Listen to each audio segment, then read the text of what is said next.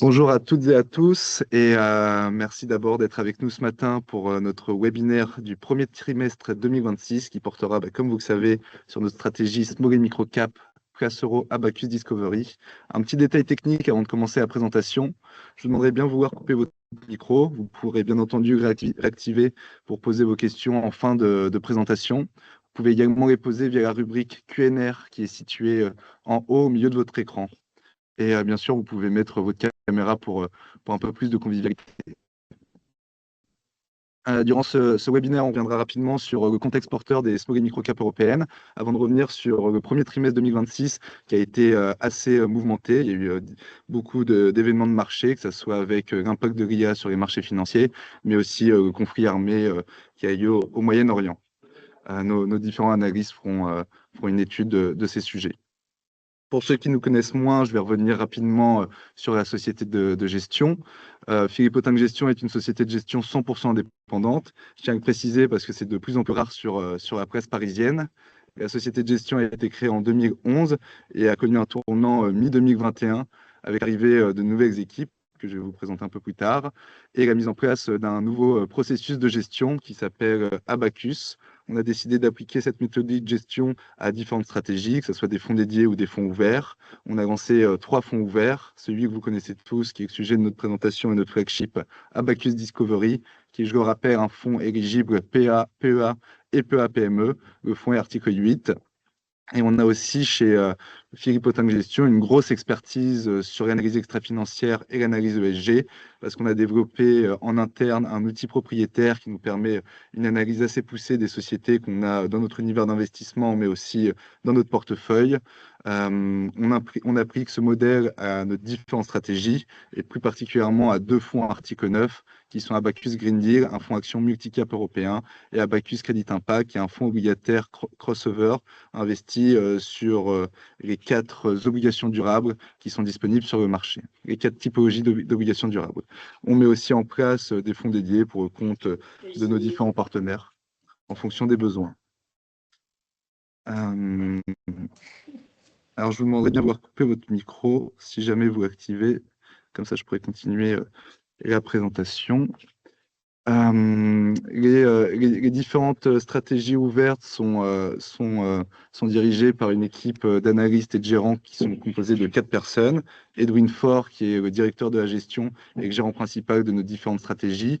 Il est épaulé sur les stratégies par 2 analystes gérants, qui sont Romain Rieur et Martial Roy, qui s'occupent de l'analyse financière également, et une personne qui épaule cette équipe sur l'analyse extra-financière, la partie ESG, qui est Agathe Dekbadassarian. Excusez-moi pour la prononciation. Je vais maintenant laisser Edwin vous partager notre analyse du contexte porteur. Bonne présentation. Bonjour à tous, merci Jules pour cette introduction. Oui, on va revenir un peu sur le contexte qui, bon, j'imagine beaucoup d'entre vous le connaissent déjà par cœur, mais pour rafraîchir un peu, voilà, les small caps, pourquoi c'est une classe d'actifs intéressante? La principale raison, c'est la surperformance par rapport au large cap. De 97 à 2025 en Europe, les small caps ont surperformé de plus de 3%. Par an. Ça, c'est une chose importante. La première raison, c'est que ces entreprises ont une croissance structurelle plus importante que les large caps. Elles sont moins matures. La deuxième raison, c'est une certaine flexibilité opérationnelle que ces entreprises peuvent avoir. Elles sont plus facilement adaptables aux différents changements. 3, c'est le meilleur alignement des intérêts. Souvent, la majorité des dirigeants sont les actionnaires majoritaires, les entrepreneurs ou les familles. Et le 4e point, c'est bien sûr le nombre d'OPA. C'est plus facile de racheter une entreprise qui fait 100 millions de market cap que 10 milliards. Et ça permet donc des primes et donc une meilleure valorisation. Étant dit ça, depuis 5 ans, ce n'est pas trop le cas, puisque depuis 5 ans, les small caps sous-performent les large caps.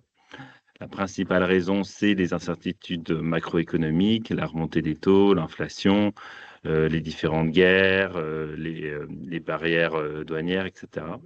Donc, dans des environnements assez incertains, les small caps ont tendance à sous-performer. Mais quand on repasse sur une phase de normalisation des marchés, on commence à avoir un rattrapage qui est assez notable.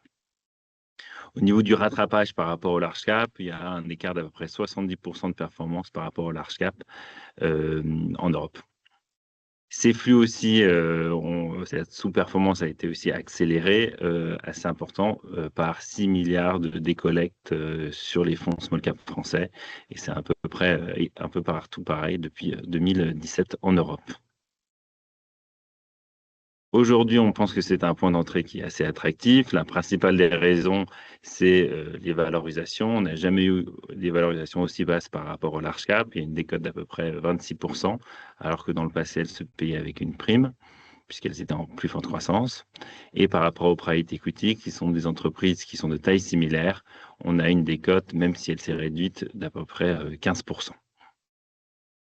Qu'est-ce qui est nouveau sur les small caps? La première chose qu'on a commencé à voir l'année prochaine et qui a en partie, on pense, expliqué la surperformance des small caps par rapport au large cap en 2026, c'est l'annonce du plan allemand. C'est 1 000 milliards d'investissements qui vont être faits dans la défense, les infrastructures et l'industrie. On ne l'a pas encore vu dans les résultats des entreprises, donc on va le voir plutôt sur la deuxième partie de cette année et surtout l'année prochaine. Ça met un peu de temps à venir. Et le deuxième point, c'est l'exposition domestique dans ces incertitudes géopolitiques, les guerres, les barrières douanières, les small caps, elles sont plus domestiques, donc elles ont tendance à être moins impactées par ces différentes choses. On a commencé à avoir aussi des flux positifs sur les small caps d'à peu près 6 mois. Alors, ils sont légers, donc ils ne sont pas énormes, mais c'est plutôt de bon augure. Et ça a été aussi accéléré par les différents plans des gouvernements pour soutenir la classe des small caps qui est assez déprimée. CDC Croissance a investi plus de 500 millions sur les 2 dernières années en France. Le Fonds national italien va investir 700 millions à partir du deuxième semestre de cette année. Et la BPI a annoncé récemment vouloir soutenir aussi la classe d'actifs pour à peu près 200 millions. Donc un contexte assez intéressant sur les small caps. Que dire sur la philosophie d'investissement et quelque chose qui nous tient à cœur? La première, c'est notre modèle de gestion qui est assez différenciant. Nous, ce qu'on a, c'est un modèle qu'on appelle QUARP. Donc, c'est ce qu'on cherche des entreprises de qualité à un prix raisonnable. Qu'est-ce qu'une entreprise de qualité? C'est une entreprise qui a une certaine résilience économique. On cherche que des entreprises qui peuvent passer les cycles. Donc, on ne joue pas sur des cycles court terme, on veut des cycles long terme sur des stratégies et des thématiques porteuses comme les énergies, la défense, la tech. Et on cherche principalement des entreprises qui ont des croissances pérennes. On va toujours chercher des entreprises avec des croissances structurelles. Pour nous, une entreprise de qualité doit pouvoir croître organiquement. On cherche aussi des entreprises avec des marges élevées, des ROCE supérieurs au coût de financement et des flux de trésorerie importants. Donc, on ne cherche que des entreprises qui génèrent du cash, sauf sur des CAPEX court terme, sur une nouvelle usine où il peut y avoir des flux de trésorerie négatifs, par exemple. Cela se traduit par des avantages concurrentiels et des barrières à l'entrée importantes. Et on cherche bien sûr un track record des dirigeants qui est éprouvé avec un vrai alignement des intérêts. Parce qu'à peu près 80% de nos entreprises ont des dirigeants qui sont le principal actionnaire, pour vous donner une idée. On cherche des valorisations faibles, bien sûr. C'est pour ça qu'on arrive à notre méthode, c'est d'aller trouver ces entreprises de qualité et chercher un peu partout en Europe pour trouver des petites entreprises peu connues, souvent sous-valorisées, mais de très belle qualité. On utilise plein de systèmes de valorisation différents en fonction des secteurs d'activité où on pense que c'est pertinent.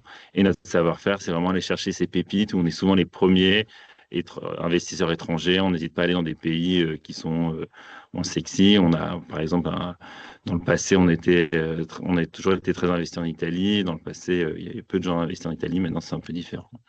Mais voilà pour donner une idée. Notre approche, elle est assez long terme. Nous, ce qu'on cherche, c'est d'investir sur la durée dans les entreprises, comme on ne joue pas les cycles. Donc, on veut pouvoir se dire qu'on peut être investi sur une entreprise entre 5 et 10 ans lorsqu'on rentre une position. On veut une rotation principalement maîtrisée.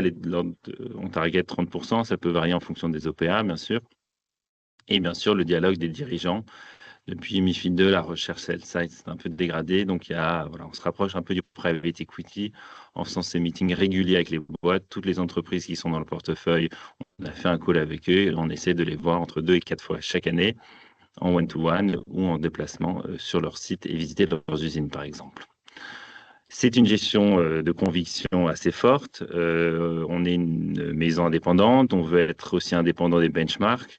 Donc, les indices, on regarde très peu les indices. C'est pour ça qu'on peut s'écarter dans la durée des indices parce qu'on a des biais sectoriels, des biais géographiques importants et tout en voulant surperformer sur la durée. La gestion du risque est quelque chose aussi très important pour nous. On n'aime pas du tout les entreprises qui sont des endettements très forts. On a à peu près 30% de nos entreprises qui sont en cash net, pour vous donner une idée. On veut une certaine visibilité des résultats. Donc, pour les entreprises qui sont peu cycliques, c'est plus facile, bien sûr. Et on essaye de ne pas investir dans les business trop sexy. Donc, on aime bien les entreprises qui sont peu sensibles aux risques technologiques ou réglementaires. Et bien sûr, Jules en a parlé, l'ESG est important. Pour nous, ça permet de réduire les risques, mais aussi de trouver des opportunités. Un mot sur le fond, et avant que je passe la parole à Martial et à Romain pour vous parler et revenir sur le T1. On a repris le fonds en 2021 avec cette nouvelle méthode de gestion. Les performances sont au rendez-vous. La performance est de 46% depuis 2021 contre 2,5 pour le MSCI Micro et 33 pour l'Eurostoxx Small, donc une surperformance d'à peu près 43% et d'à peu près 13% depuis 2021, aidé en partie par des OPA. On a eu 19 OPA depuis la reprise de ce fonds. Et ça, c'est quelque chose de vecteur de performance, même si on n'est pas toujours content des OPA et des primes. La volatilité du fonds a tendance à être un peu légère, inférieure à ces indices de référence, par la principale raison qu'on investit dans des entreprises de qualité et donc elles ont tendance à être moins volatiles puisqu'elles sont moins cycliques. Nous, notre savoir-faire et ce qu'on essaye de chercher, c'est les multi-baggers, ces fameuses entreprises peu connues qui peuvent faire x2, x3, x4, x6, voire plus. Donc là, on a commencé à mettre en évidence ce fameux track record de nos entreprises qui ont fait des multiples importants. Vous pouvez voir aussi la détention, depuis combien de temps on les a, et beaucoup encore de ces entreprises sont ou sorties de la cote, ou elles sont encore dans notre portefeuille. Le track record, on en a parlé, 19 OPA depuis 2021, depuis la reprise du fonds. Et on peut voir qu'il y a des primes en moyenne de 24% qui sont plus ou moins fortes en fonction si ça a été un délisting du management ou un rachat d'un industriel ou d'un fonds de private equity qui peut expliquer les différentes primes d'OPA qui sont structurellement un facteur de performance sur notre fonds. Les biais et vraiment les biais structurels de ce fonds, c'est la première chose, c'est l'exposition Europe du Sud. C'est vrai que si on commence à prendre l'Espagne, la Grèce et l'Italie, ça représente à peu près 50% du fonds. On est un des fonds les plus exposés à ces zones géographiques. Pourquoi on est exposé à ces zones géographiques? C'est qu'on pense qu'elles sont très attrayantes. Premièrement, il y a un vivier de valeurs qui sont peu connues. Si vous regardez, elles sont dans l'Europe, les pays nordiques, on a des systèmes de capitalisation, de retraite par capitalisation, et dans les pays du Sud, plutôt de répartition. Donc, vous avez des marchés européens nordiques qui sont plus efficients, et que si vous descendez les pays du Sud, ils sont moins efficients. Et nous, on aime bien quand il y a moins d'efficience, parce qu'on peut trouver des choses très intéressantes, de qualité et pas chères. C'est pour ça qu'on a structurellement ce biais sur les Europes du Sud. Sur notre fonds. La deuxième chose, c'est que même si on n'est pas des grands macroéconomistes, c'est vrai que la macro des pays du Sud a été très bonne sur les dernières années par rapport aux pays comme la France, le UK, les Nordiques et même l'Allemagne. Et donc, on a non seulement ces pays où il y a une stabilité économique, une stabilité financière. On voit que les pays de l'Europe du Sud se financent moins cher que certains pays d'Europe du Nord. Et des plans européens qui sont très positifs sur les infrastructures. Donc, on essaye de surfer aussi sur cette vague. Sur la partie sectorielle, on a aussi des biais assez importants. On n'aime pas trop les entreprises cycliques, donc vous verrez pas vraiment très peu de financières, d'entreprises sur les matériaux, d'immobilier ou d'automobile. Ça, c'est vraiment la philosophie. On ne veut pas essayer de prédire les entreprises qui vont se retourner en retournement, les entreprises qui sont très liées aux matières premières, les entreprises qui sont très liées au taux d'intérêt, qui sont liées à des secteurs de consommation voilà, cycliques. Donc, vous voyez que dans nos top positions, on va avoir des entreprises dans l'énergie, l'infrastructure, l'électronique, la défense, la santé, etc. On a un positionnement très micro-cap. C'est vrai qu'on a la chance d'avoir un fonds qui est encore pas trop grand. Donc, on peut se positionner sur entreprises qui sont plus petites. Aujourd'hui, la market cap moyenne est de 355 millions. Alors, on peut monter jusqu'à 2 milliards. Tant que le fonds nous permet d'aller sur ces petites valeurs, on est content de y aller. Et donc, voilà. Donc, c'est ça vraiment les 3 biais très importants qu'il y a sur ce fonds aujourd'hui.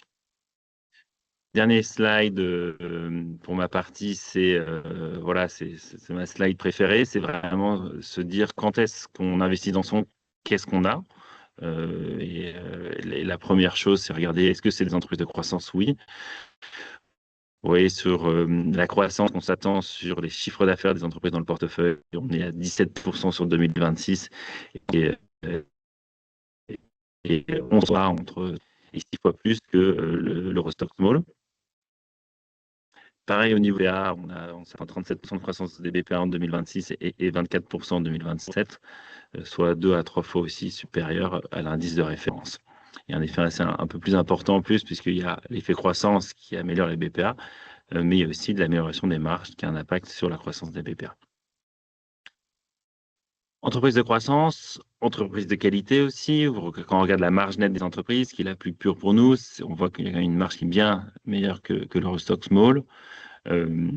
Ça traduit des entreprises de qualité par définition et donc des barrières à l'entrée et un ROCE qui est bien supérieur à l'Eurostoxx Small puisqu'il est de 20% comparé à peu près 15%.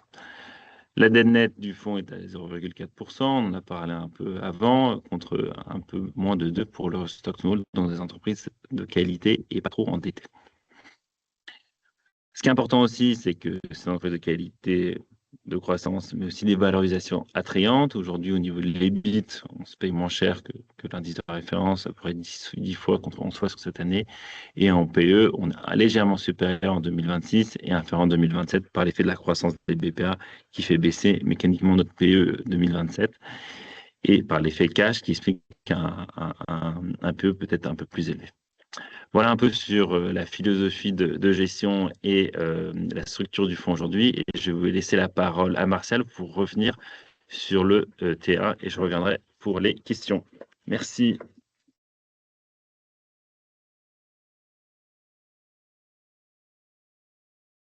Alors, bonjour à toutes et à tous. Ravi d'avoir rejoint les équipes de Philippe Autingre au début de l'année 2026 et ravi de pouvoir vous parler aujourd'hui. Donc, si on va commencer par un rapide retour sur la performance du premier trimestre 2026. Donc, notre fonds Abacus Discovery enregistre une performance de moins 5,3% en year to date contre notre indice de référence, donc l'Eurostoxx Small pour moins 4,4% et moins 3,2% pour la MSCI Europe ex-UK Micronet réinvesti. Ce début d'année, il peut être segmenté en 2 grandes parties. Une partie, la première, elle concerne majoritairement les annonces autour de l'intelligence artificielle par Anthropic et la sortie de deux nouveaux modèles d'intelligence artificielle que sont Sonnet 4.6 et Claude Cowork qui font appel à des nouvelles technologies d'agents IA. La deuxième partie, elle, se concentre, et on l'a assez vu dans l'actualité récemment, le conflit au Moyen-Orient et surtout le blocage du Tour d'Ormuz par l'Iran. À noter, donc, la performance sur le dernier mois, elle s'établit à moins 6,5% contre moins 9% pour notre indice et moins 5,4% pour notre MSCI Europe ex-UK Micronet réinvesti. Pour rentrer un peu plus dans les détails sur le point lié à l'IA, aujourd'hui, l'état des lieux, c'est qu'on a une visibilité qui est très réduite sur ce qui est en train de se passer au global. L'impact du IA est très mal mesuré et les contours de son application, ils sont encore très flous. Ça s'explique notamment par le fait que la technologie, elle avance déjà très très vite. On a des nouveaux modèles qui sortent très régulièrement, quasiment tous les mois. Pas plus tard qu'hier, Anthropic a sorti un nouveau modèle qui devrait faire parler de lui dans les prochaines semaines probablement. Mais pour vous donner un petit peu un cadre de ce qui est en train de se dessiner, un rapport du FMI du début de cette année, on mesure à peu près à 40% des emplois mondiaux qui seraient concernés par l'intelligence artificielle et à peu près 60% des emplois concernés également dans les économies avancées. Il faut avoir en tête que ce chiffre, il concerne à la fois les expositions qui sont négatives, mais aussi les expositions qui sont positives. Donc la question aujourd'hui n'est plus vraiment de savoir si l'IA va changer la manière dont on travaille ou changer la manière dont fonctionne le marché au global, c'est plutôt de savoir plutôt à quelle vitesse cet impact va se produire et qui sera directement concerné. Donc j'ai déjà un peu, si on commence par qui sera concerné, aujourd'hui le marché il pointe du doigt plusieurs secteurs, principalement les éditeurs de logiciels, les entreprises de services informatiques pour le côté négatif, et plutôt les entreprises de semi-conducteurs pour le côté positif, puisque c'est eux qui fabriquent les puces électroniques qui permettent de faire monter en puissance donc les logiciels. Mais précisément, si on devait donner des noms ou quoi, c'est beaucoup plus compliqué à établir, puisque les rythmes d'adoption, les niveaux d'exposition, les niveaux d'application, en fait, ils sont très, très hétérogènes selon beaucoup de facteurs. Donc, c'est un problème qui est multifactoriel, c'est-à-dire que ce soit d'un point de vue de population, d'un point de vue culturel, d'un point de vue de typologie d'entreprise, taille d'entreprise, on pourrait en faire plein, la liste pourrait être encore longue. L'application, elle serait différente en fonction de chaque entreprise, elle serait vraiment au cas par cas. Pour illustrer un petit peu mon propos, je vous invite à regarder le graphique qui est en bas à droite. Donc, c'est un graphique qui a été publié par Anthropic il y a quelques mois ou à peu près un mois, qui représente sous l'air bleu l'application théorique et académique réalisée dans les études de l'intelligence artificielle selon les différents secteurs, et sous l'air rouge, l'application réelle et observée par Anthropic sur les requêtes qui ont été effectuées via son modèle Claude. La première conclusion, c'est qu'en fait, la répartition elle est très inégale déjà sur les secteurs, c'est une conclusion assez facile, mais que la répartition et la différence, elle est aussi forte entre l'application réelle et ce qu'on peut s'attendre de l'application théorique. Tout ça pour dire que malgré les anticipations qu'on a pu faire en 2024, elles sont probablement plus bonnes aujourd'hui en 2026, et même si aujourd'hui on faisait des applications en 2026, elles seraient probablement plus bonnes en 2028. Donc ce qu'il faut retenir ici, c'est que l'adoption elle est très hétérogène et on manque encore beaucoup de visibilité sur ce qui va se passer. Cette incertitude, elle a un prix. Elle a un prix en bourse notamment, puisqu'elle entraîne une correction de ces paniers de valeur. Donc, notre exposition à nous sur ce panier de valeur, dans ce petit panier, on a mesuré une baisse d'à peu près de moins 14% sur notre composante software et IT services, contre moins 24% pour la partie du même panier qui est elle, sur le stock 600. Donc, ce panier-là, il est concentré à peu près en risque chiffre d'affaires, dans le graphique en haut à droite, qui représente à peu près 12% de notre portefeuille, en risque, on va dire, élevé. Et ces 12% de portefeuille, ils sont répartis à peu près à 50-50 entre les deux secteurs que je vous ai cités précédemment, que sont le software et l'IT services. Notre exposition aux semi-conducteurs, elle, reste assez limitée, autour de 3%.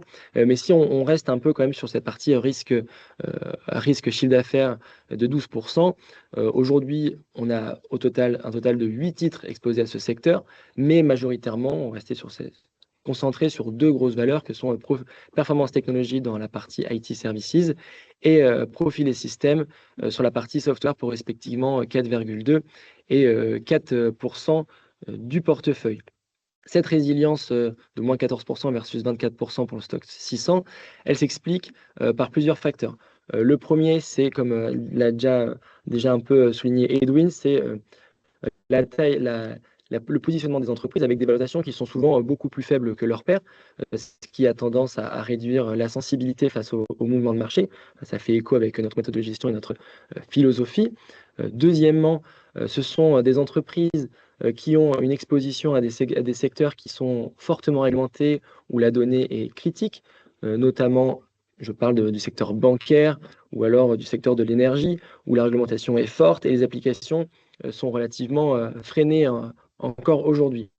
Enfin, l'exposition géographique, pareil que Edwin nous a présenté au début de ce webinaire, elle se concentre sur des pays d'Europe du Sud. C'est aussi également des pays où la digitalisation elle a un retard qui est structurel. Et donc, par définition, aujourd'hui, il va y avoir probablement déjà un rattrapage sur la digitalisation et l'entrée dans le cloud avant de se positionner sur de nouvelles thématiques comme l'intelligence artificielle. Également, notre exposition domestique est favorable puisque aujourd'hui, le marché est quand même largement dominé par des hyperscalers américains, par beaucoup de données qui sont exposées aux États-Unis. Et on a une volonté de souveraineté qui oblige et renforce le besoin d'acteurs locaux et domestiques qui apportent une protection plus importante et rassurent quant à l'utilisation de ces technologies. Cette nouvelle donne, elle change un peu notre manière de voir les choses puisqu'elle modifie notre manière de fonctionner et renforce surtout notre sélectivité des titres. Cette sélectivité, elle se traduit notamment par une réduction des expositions au secteur avec un allègement de certaines positions. Mais au global, on reste confiant sur nos positions puisqu'aujourd'hui, suite aux publications et aux échanges qu'on a pu avoir avec les entreprises, aujourd'hui, elles sont en bonne voie pour délivrer les objectifs annoncés tout en maintenant un profil de risque plutôt maîtrisé et des fondamentaux solides. On accompagne ces publications par un suivi opérationnel encore plus important que par le passé. Pour donner un ordre d'idée, dès les annonces de Paranthropique des changements de modèle, on a pris contact avec l'ensemble des entreprises du portefeuille pour réaliser des entretiens, des calls, et surtout pour piloter notre exposition et avoir une vue granulaire sur les solutions qu'ils sont capables d'apporter aux entreprises et leur exposition réelle au marché. Donc, sélectivité accrue, renforcement du dialogue avec les entreprises et exposition à des secteurs fortement régulés qui présentent des valeurs d'entrée structurellement plus solides. J'aimerais également rappeler qu'on parle beaucoup de risques liés à l'IA et de perte de chiffre d'affaires, mais comme j'ai dit un peu au début de cette présentation, il y a à peu près, nous on estime 60% de notre portefeuille qui est aussi exposé positivement à cette thématique, puisqu'on a des gains de productivité qui sont possibles dans nombre d'entreprises. Si vous avez des questions, je reviendrai avec plaisir à la fin du webinaire, n'hésitez pas. Si on passe à la deuxième partie du webinaire, mais apparemment il y a un petit problème d'affichage sur la slide. C'est pas très grave. On va revenir sur le webinaire, je vais le faire à l'oral rapidement. Donc, ce qui s'est passé en Iran sur le début de l'année, vous le savez un peu tous, l'actualité est solide et il y a beaucoup d'informations là-dessus.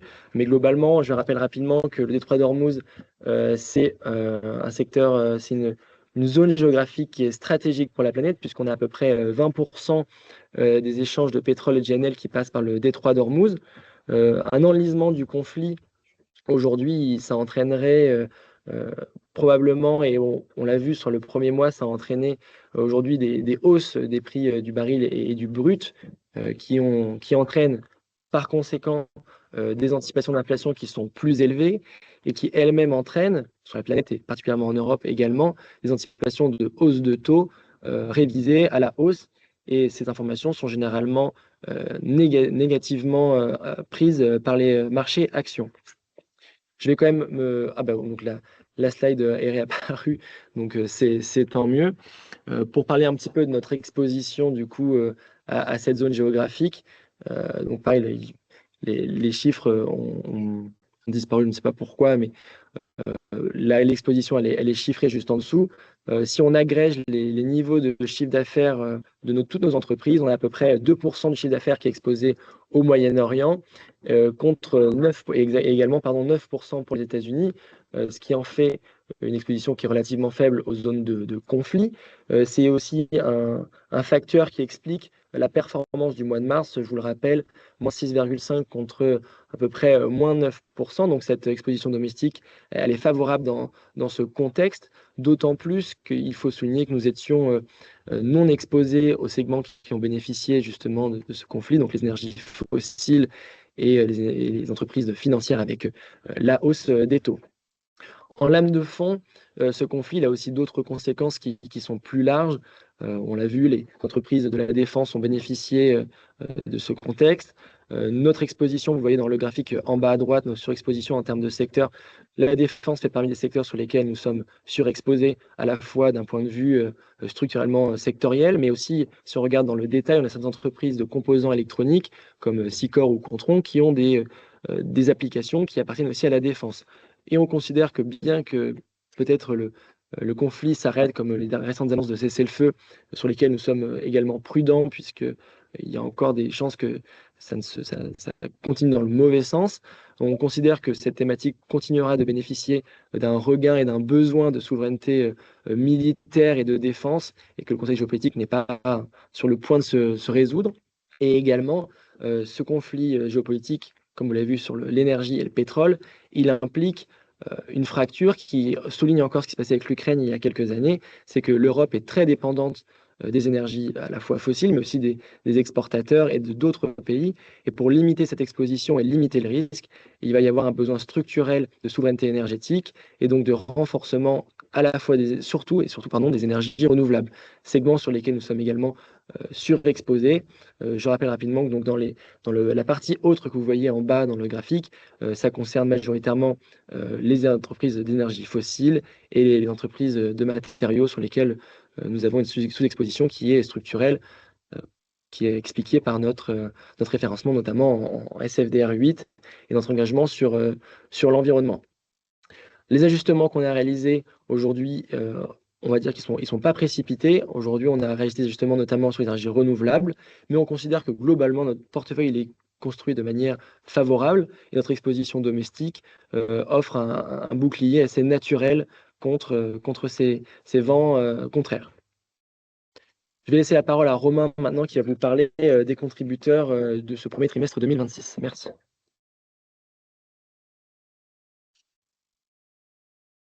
Bonjour à toutes et à tous et merci à Martial pour sa présentation. Donc on va chiffrer un peu tout ce qui a été dit plus tôt. Comme l'a dit Martial, pour revenir sur la première rupture, l'IA, on retrouve parmi nos contributeurs négatifs les plus importants, forcément, Performance Technologies dans l'IT Services et Journeo et Profilé Software dans le software. Ce qu'il faut comprendre, c'est que du côté de Profilé et de Performance, on n'a pas modifié ces positions. C'est des positions dans lesquelles on croit encore fortement et qui ont très bien publié. Et au contraire, du côté de Journeo, il y a une chose qui est importante aussi à définir, c'est que on a identifié les entreprises qui combinent du hardware et du software. Dans le cas de Journeo, par exemple, ils ont récemment fait l'acquisition d'une entreprise qui s'occupe de surveillance et du coup de hardware et de software dans des domaines critiques tels que les sites d'énergie nucléaire pour la sécurité et les sites de défense. Et donc en fait, cette entreprise qui a été mise dans le bucket logiciel et qui a été pénalisée est pour nous plus ou moins une opportunité de marché. Et même si on a vu du coup une forte contribution négative ce premier trimestre, on considère que c'est une forte opportunité pour se placer sur des acteurs qui peuvent être justement les gagnants. En plus de ça, ils nous expliquent qu'avec l'IA, ils peuvent développer encore plus de possibilités pour leur software. Leurs clients ne peuvent pas développer en interne des softwares qui sont rattachés au hardware qu'ils vendent, donc ils sont protégés et en plus bénéficient. C'est un peu la même thématique sur Contron. Donc ce qu'on voit en fait, c'est qu'au niveau des contributeurs négatifs principaux, on reste extrêmement confiant et on s'est même renforcé, on a même profité justement de cette baisse pour se renforcer. Si on passe maintenant du côté des contributeurs positifs, toujours sur l'IA, on l'a parlé avec Martial, mais effectivement, le secteur des semi-conducteurs est un secteur qui bénéficie. On connaît les trois acteurs principaux qui sont très, très exposés aux nouveaux data centers et qui créent la mémoire, les SK Hynix coréens, les Samsung coréens et Micron aux États-Unis. On voit qu'ils augmentent fortement leur CAPEX pour développer des nouvelles unités de production pour suivre cette demande. SUSS-Microtech, c'est typiquement une entreprise qui est valorisée un quart des multiples de valorisation de son père Besi dans le domaine et qui est aussi fortement exposée à hauteur de 30% dans ce domaine des mémoires très proche de l'IA et donc qui va confère pour nous un edge naturel face à ces expositions. On a aussi parlé donc ensuite du conflit en Iran. Le conflit en Iran, et on a relevé surtout avec Martial la souveraineté et les besoins en Europe, la souveraineté énergétique mais pas que, il y a aussi la souveraineté industrielle. Donc on retrouve en fait parmi nos principaux contributeurs Artech, vous connaissez peut-être si vous suivez le fonds qui a été une position très forte depuis 3 ans, on a fait presque x6 dessus, mais qui continue de délivrer. Artech, pour ceux qui ne connaissent pas, c'est une entreprise qui est dans le secteur de la grid et l'automatisation et le monitoring de la grid. Ce qu'on a vu sur des acteurs tels que Artech ou similaires comme Siemens ou Schneider Electric, c'est des publications qui sont vraiment excellentes avec des marges qui augmentent et un secteur qui croît à un rythme de 10% et qui a prévu de continuer à croître à ce niveau sur les 10 prochaines années. Tiré à la base par les énergies renouvelables il y a 3 ans, mais aussi maintenant également par l'IA, avec les consommations d'électricité énormes que cela va demander. Donc d'un côté, on a la grid avec Artech, mais de l'autre, on retrouve aussi Cadeler qui est le leader mondial de l'installation d'éoliennes offshore, qui est les seuls qui possèdent la plus grande flotte pour installer les éoliennes de nouvelle capacité, nouvelle génération, de 15 MW, c'est très très important, qui fait que ça va aussi être l'un des acteurs qui va être le plus demandé. On a vu récemment les enchères que souvent a été critiquées l'année dernière, notamment au UK, qui est un des plus gros dans l'offshore éolien, qui ont été très très bien accueillis cette année, qui ont mieux, où il y a eu une surdemande par rapport à ce qui a été offert, ce qui offre un signal très positif pour nous et qui offre aujourd'hui cette surperformance. Et de l'autre côté, on retrouve également ICOP. ICOP, qui est une entreprise qu'on possède depuis 2 ans et dont on a participé à l'IPO, que vous devez aussi peut-être connaître si vous nous suivez, et qui continue d'exceller dans ce qu'elle fait.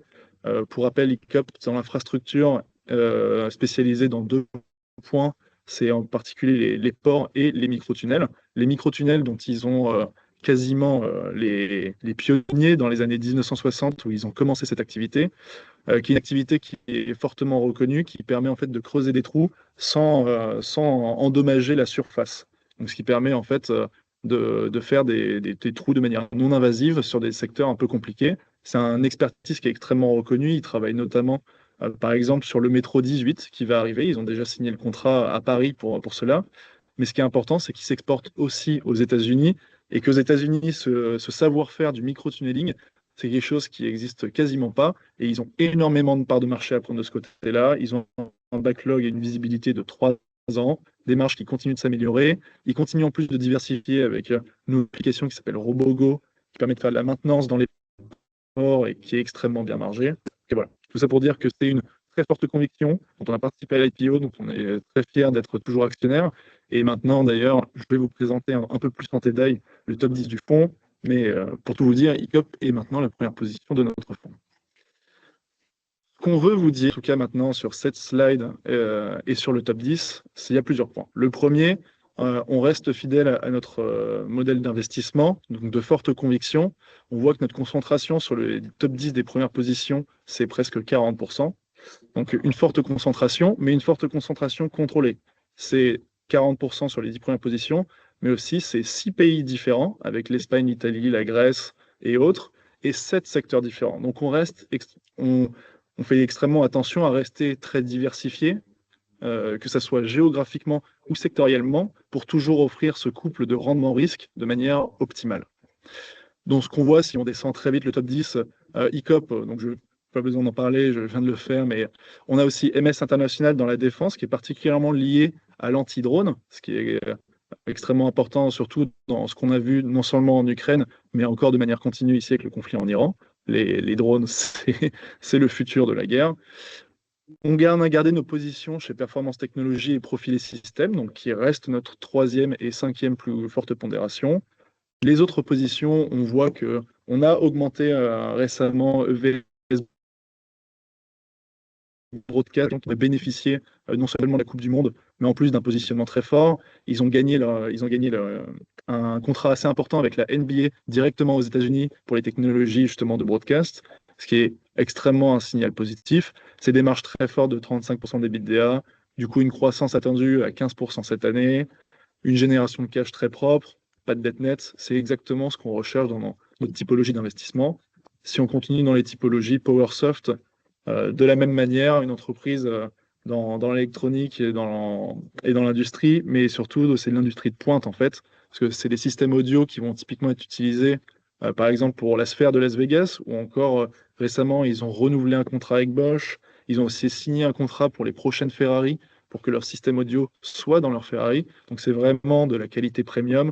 C'est des marges d'EBITDA aussi, encore une fois, de 30%, des croissances supérieures à 10%, une dette nette, je crois qu'elle est environ à 1, en tout cas contrôlée, et une génération de cash positive. Et c'est ce qu'on retrouve encore et encore. Reway, c'est encore une entreprise qui a 4 ans de visibilité, des marges stables, 15% de croissance embarquée sur les prochaines années. On est extrêmement confiant. On a récemment rencontré les dirigeants, pas plus tard que hier, et on est toujours extrêmement confiant sur cette position.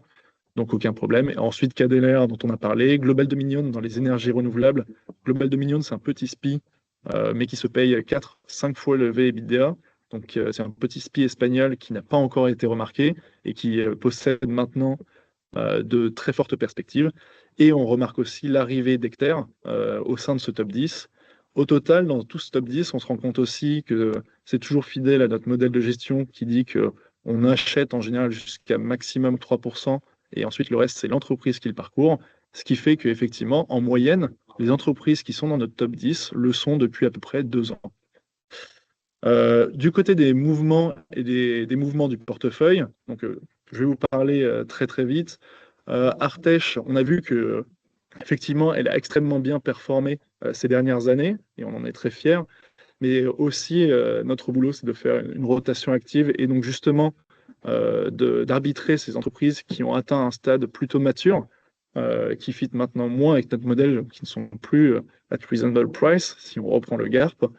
Et donc, on a décidé, en fait, tout simplement de réduire notre exposition à Artech, qui reste une entreprise de forte qualité, mais dont les multiples de valorisation ont excédé même certaines de nos attentes, pour nous repositionner sur l'entreprise dans un secteur, dans le même secteur, donc avec RNS Group, qui fait les transformateurs pour la grid électrique et qui se paye avec une décote actuelle de 30 à 40% contre ses concurrents directs.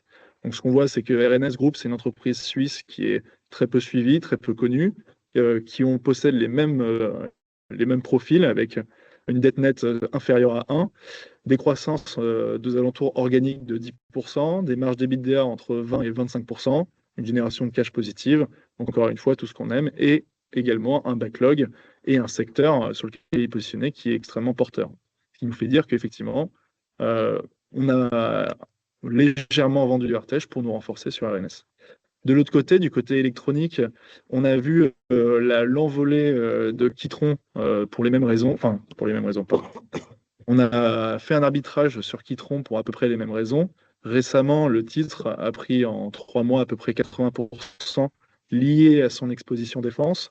Ce qu'il faut aussi savoir, c'est que cette dernière acquisition a été jugée par les autres acteurs du marché, parce que j'ai rencontré ces 4 derniers mois 10 entreprises, 10 de ses concurrents à peu près. Ce qu'ils m'ont tous dit de manière assez unanime, et ce qu'on avait vérifié de notre côté, c'est qu'effectivement cet achat, il était assez opportuniste, vu que c'était une entreprise qui possédait un seul client qui était dans la défense et qui prévoit de croître de 50 à 100% sur les 2 prochaines années, ce qui fait que Kitron a complètement explosé son exposition à la défense, mais aussi devient extrêmement lié à un seul client, qui nous fait dire que le risque sur cette entreprise a beaucoup augmenté. Ils ont payé des multiples assez chers par rapport au reste du secteur, ce qui est quelque chose qui nous plaît beaucoup moins. Au final, l'entreprise a pris 80% sur les 3 derniers mois liés à son exposition défense. On a décidé d'arbitrer la position de Kitron avec une entreprise qui était toujours exposée sur l'électronique, sur les systèmes de défense, mais aussi sur l'infrastructure avec les réseaux ferroviaires tels que Contron, qui possède en plus un levier opérationnel sur l'augmentation de ses marges du côté de Contron, et donc qui possède beaucoup plus de potentiel à moyen et court terme, et même à court, moyen et long terme, et donc petit arbitrage. En dernier, on a vu que 74 Software, typiquement, c'était une situation spéciale pour nous. C'était des niveaux de croissance qui ne sont pas habituels parmi les positions qu'on a en portefeuille, mais c'était avant tout un investissement fait avec la confiance sur le fait qu'ils vont remonter les marges des entreprises qui sont en train d'acheter, et ce qu'ils ont fait de manière très qualitative. Cependant, c'était déjà une situation spéciale et il y a maintenant un risque augmenté du côté de l'IA. On a préféré se séparer d'une position qui apportait trop de risques pour un upside maintenant plus limité et trop différent de notre méthodologie typique du fonds Abacus, pour revenir typiquement en fait, sur une entreprise avec Hectare, une entreprise grecque dans l'infrastructure, dans la construction, qui offre un backlog de 2 ans de visibilité, des marges top tier dans son marché à 20% des marges de EBITDA, cash net, génération positive de cash, et surtout qui vient d'obtenir un grade spécial en Grèce, qui lui permet d'intégrer un cercle très fermé de 5 entreprises qui sont les seules qui peuvent participer aux enchères des projets gouvernementaux de plus de 35 millions d'euros unité. Sachant que Hectare fait actuellement 100 millions d'euros de CA, l'apparition de ce grade 7 pourrait la faire changer de dimension, ce qui offre des perspectives extrêmement fortes. Si aujourd'hui Hectare elle fait son apparition dans son top 10, malgré le fait que ce soit un récent achat, c'est aussi dû au fait que l'entreprise a extrêmement bien performé dernièrement. Et surtout, en fait, on est entré sur Hectare, qui était une entreprise très peu connue et assez peu liquide, à travers l'achat direct d'actions auprès de son dirigeant, en fait. Donc, déjà, on voulait relever notre savoir-faire, comme l'avait dit plus tôt Edwin, sur les IPO, mais aussi sur la négociation de volume dans des marchés qui peuvent être illiquides, mais euh, qui offrent des perspectives de croissance et des perspectives, des potentiels extrêmement forts. Donc au final, depuis ce placement qu'on a fait avec le dirigeant, l'entreprise est montée de près de 30%. Plusieurs institutionnels nous ont suivis dans ce placement, et ce qu'on trouve un signal extrêmement positif pour les perspectives de l'entreprise à venir. Merci beaucoup, et maintenant je vais vous laisser avec notre commercial Jules pour la conclusion. Merci Romain pour nous avoir partagé ces bonnes idées d'investissement dont je suis sûr on retrouvera d'ici les prochains webinaires dans nos multibaggers. Avant de passer à la rubrique questions-réponses, je vais brièvement conclure la présentation. On a pu voir que le contexte de marché a été un peu tendu en ce début d'année, notamment dû aux tensions commerciales internationales, mais aussi aux chocs géopolitiques. Mais on voit différents catalyseurs qui pourraient être bénéfiques à la classe d'actifs et lui permettre de continuer son rebond, un rebond qui s'est initié durant l'année 2025. Le premier point, c'est des valorisations qui sont historiquement basses. On peut voir que les small caps, comme le disait Edwin, se payent avec une décote de l'ordre de 25% par rapport au large cap et de près de 16% par rapport au private equity. On est aussi dans un environnement de marché où il y a une certaine volonté de souveraineté européenne avec des plans de relance qui ont été initiés, notamment en Allemagne, avec plus de 1000 milliards d'euros qui vont être déployés, mais aussi des initiatives plus locales, ciblant les PME étiquetées, que ce soit en France, avec ACDC Croissance qui a déployé 500 millions courant de l'année 2025, il y a BPI qui va déployer 200 millions dans les mois à venir, et on a aussi en Italie le FNS qui déploie 700 millions d'euros courant de l'année 2026. En parlant des tensions commerciales internationales et des chocs géopolitiques, on a pu constater que les small et micro caps ont une sensibilité amoindrie à ces tensions. C'est dû à leur exposition et leur ancrage majoritairement domestique et au marché européen. L'un des derniers points qui n'est pas des moindres, parce que c'est quelque chose qu'on n'avait pas vu depuis de nombreuses années, c'est le retour progressif des flux qui est apparu début d'année 2025 et qui continue mois après mois à redonner du souffle à la classe d'actifs.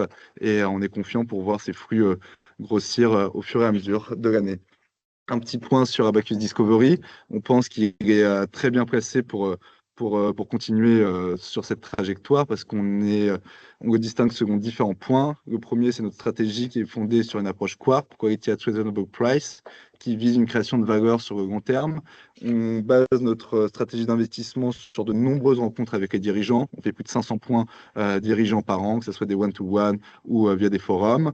On est vraiment basé sur une gestion de conviction qui est assez différenciante des indices, avec des affirmations sur certains points, que ce soit sur l'Europe du Sud et les très petites capitalisations, parce qu'on est l'un des fonds le plus investis sur l'Europe du Sud et sur les micro-caps. C'est pour ça qu'on pense que ça peut être une bonne combinaison dans une allocation afin de diversifier son portefeuille ou de jouer cette classe d'actifs que sont les micro-caps. Un petit point maintenant sur les performances. Depuis qu'on a repris le fonds en 2021, on surperforme nos deux indices de manière considérable.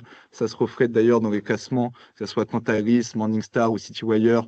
Le fonds est à chaque fois classé parmi les meilleurs de sa catégorie sur 1, 3 et 5 ans. avec ces deux graphiques que j'aime bien, qu'on a récupérés de Cantalis. On peut voir que malgré ces bonnes performances, on arrive à avoir une vraie un vrai contrôle de notre volatilité, excusez-moi. Parce qu'on est l'un des fonds qui contrôle le mieux sa volatilité. C'est dû encore une fois à notre méthode de gestion qui est d'investir dans des sociétés de qualité qui sont peu touchées par les cycles, tout bonnement. Et ça nous permet d'être résilients dans des phases de marché assez volatiles. Ces performances et cette maîtrise de volatilité s'est traduite par une collecte qui a été assez importante sur la fin d'année 2025 et le début de l'année 2026, parce qu'aujourd'hui, le fonds se rapproche des 50 millions. On n'est plus très loin, on doit être à 49,7, 49,8 ce matin. Du coup, on est confiant et on espère passer la barre des 50 millions prochainement. Un petit point sur la disponibilité du fonds. Il est disponible chez AG2R Mondial Euro Partenaire, Cardiff, Norcia et Neufrise. Et on est en cours de référencement chez Generali et UAF. Je ne manquerai pas de vous en informer quand cela sera fait.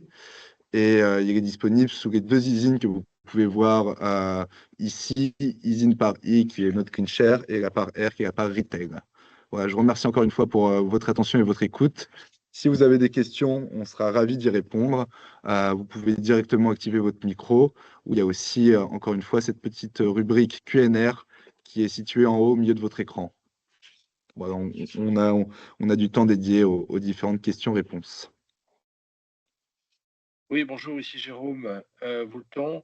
Quelle a été la réaction du fonds à la hausse brutale du marché hier? Je vais laisser Hop là, merci. Edwin répondre à la question. Donc hier, le fonds il a progressé d'à peu près 3% hier sur la hausse du marché, 3,5% à peu près. Ce qui est assez en ligne avec la hausse. On avait des marchés large cap en hausse d'à peu près 4,5% et les indices small étaient plutôt un peu en dessous, aux alentours de 4. Donc il a bien repris la hausse. Donc je pense qu'on a dû faire à peu près 80-90% de la hausse. Et souvent, Très bien, merci Edwin. Oui, bonjour, Denis Alexandre. Moi, j'avais deux questions. Est-ce que vous vous comparez en benchmark au normal return et pas au total return? Je ne sais pas si ça joue beaucoup sur ces petites capes. Et puis, ma seconde question, c'est comment, avec une équipe aussi réduite, vous pouvez screener autant de valeurs? C'est total return. Donc tous les graphes qu'on présente, c'est toujours en total return. Donc c'est dividendes inclus, même s'ils sont moins importants sur les small que sur les larges. Mais sinon, ça serait pas très bien de comparer sans les dividendes investis. Et votre deuxième question, l'équipe réduite, on a un système de méthodologie entrée sur le screening. Pour vous donner une idée, on utilise un Excel qui est basé sur un Bloomberg. Il y a à peu près, dans notre univers, à peu près 5000 valeurs dans lesquelles on pourrait investir. Donc, il y a un screening quantitatif avec une centaine de KPI qui nous permet de screener ces valeurs et après identifier le top. Et dans le top de ce screening, on va regarder ces entreprises. C'est vrai qu'on est trois, mais avec trois, on est assez à l'aise de pouvoir bien balayer ce marché et sélectionner le best in class. Si vous retirez les entreprises qui ne sont pas en croissance, les entreprises qui n'ont pas des bonnes marges, les entreprises qui ne génèrent pas de free cash flow, déjà, vous en réduisez pas mal. Sans parler des exclusions qu'on n'aime pas trop. Donc, vous sautez l'immobilier, les automobiles, les boîtes, les biotech, etc. On arrive à 3 à faire un bon screening. Aujourd'hui, on se sent très à l'aise. Merci. Et juste, pardon, sur vos slides, vous mettez NR à chaque fois. Donc, c'est peut-être pas normal return, mais je ne sais pas à quoi correspond le réinvesti. Oui, pardon. Alors, c'est net réinvesti. Ah, Donc, ok, c'est d'accord, total merci. return. C'est net réinvesti, mais c'est vrai que c'est en français, en fait. On devrait peut-être le mettre en anglais. C'est Jérôme, encore une fois. J'avais une question sur le suivi des petites valeurs. Comment vous arrivez à collecter toutes ces données de cash flow, etc., vu que le suivi analytique tendance disparaître de plus en plus? En fait, tout simplement, même si le suivi analytique pour le forward, il n'est pas là, on a toujours à disposition tous les rapports annuels qui sont disponibles pour les entreprises. Donc, le premier travail qu'on va faire, ça va être peut-être pas de se baser sur le forward, mais de voir la qualité de l'entreprise sur ce qui a été fait les 3, 5 années précédentes, voir si la conversion de cash a été tumultueuse, on va dire, si elle a été stable. Et ensuite, justement, tout notre travail, ça va être de travailler sur ces 3 à 5 ans pour ensuite aller avoir une communication avec les dirigeants, donc c'est CEO et CFO, top management, pour ensuite leur poser question par question, qu'est-ce que vous voyez sur le segment, qu'est-ce que vous considérez, est-ce que vous allez avoir des CAPEX, qui sont one-off, donc qui seront que pour cette année, quels sont vos CAPEX de maintenance, combien vous expense, combien est capitalisé, tout ça en fait, on va le travailler en interne. On va presque faire nos propres notes en fait de sell side sur l'entreprise. Et ensuite, on va nous-mêmes projeter, selon toutes nos discussions et toutes nos analyses sur l'entreprise, quelle est la conversion à laquelle on s'attend. Et forcément, ensuite, comme l'a dit Edwin, s'il y a peu d'analyse, c'est une entreprise qu'on va avoir beaucoup plus en contact direct. Donc, on va beaucoup plus rencontrer peut-être les dirigeants. On va beaucoup les suivre de beaucoup plus près. Et donc, trimestre après trimestre, on va vérifier que tout ce qui a été dit dans les meetings précédents a été confirmé. Et si ça n'a pas été confirmé, pourquoi ça n'a pas été confirmé, qu'est-ce que l'on doit ajuster. Et c'est pour ça qu'en général, on monte les positions petit à petit pour que la première année, au minimum le premier semestre, on crée cet environnement de confiance et qu'on comprenne que effectivement, ce que le CFO, le CEO nous disent, parce qu'il faut toujours ils font aussi leur travail de leur côté, donc il faut aussi les mettre en question. Donc confirmer que ce qu'ils disent, c'est effectivement ce qui est en train de se passer. Et au fur et à mesure que de la confiance se crée et que tout est confirmé, on continue d'updater nos modèles et d'augmenter les positions si les perspectives le veulent toujours.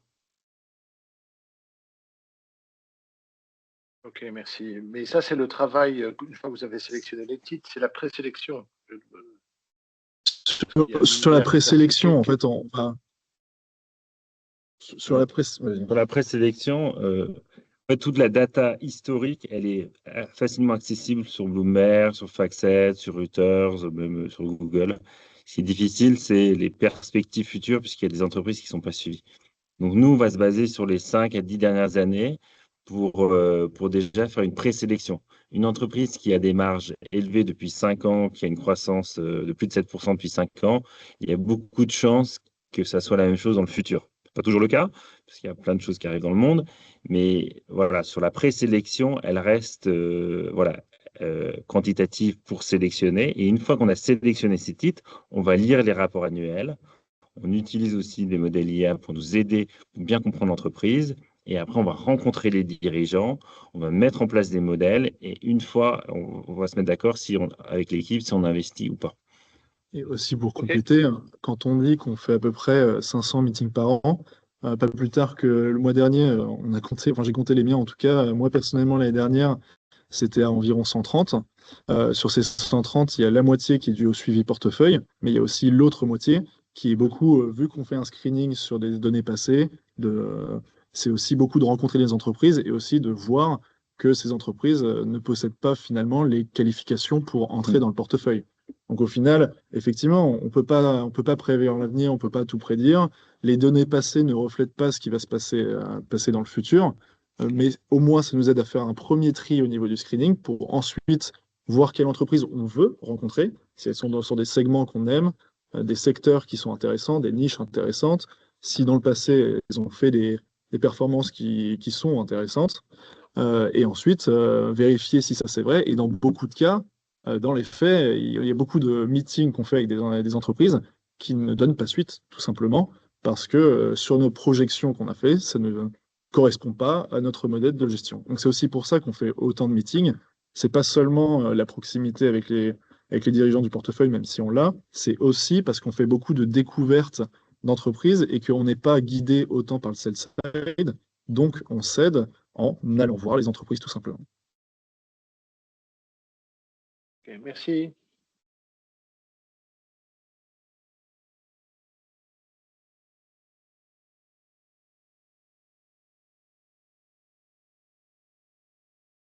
Si vous avez d'autres questions, n'hésitez pas à les poser. Sinon, moi, je ne manquerai pas de vous envoyer le support de présentation par email dans la journée. Et le replay sera bien sûr disponible sur notre page YouTube, sur notre site internet et sera disponible aussi sur notre page LinkedIn si jamais vous avez manqué quelques passages ou vous souhaitez le faire suivre à certaines de vos connaissances.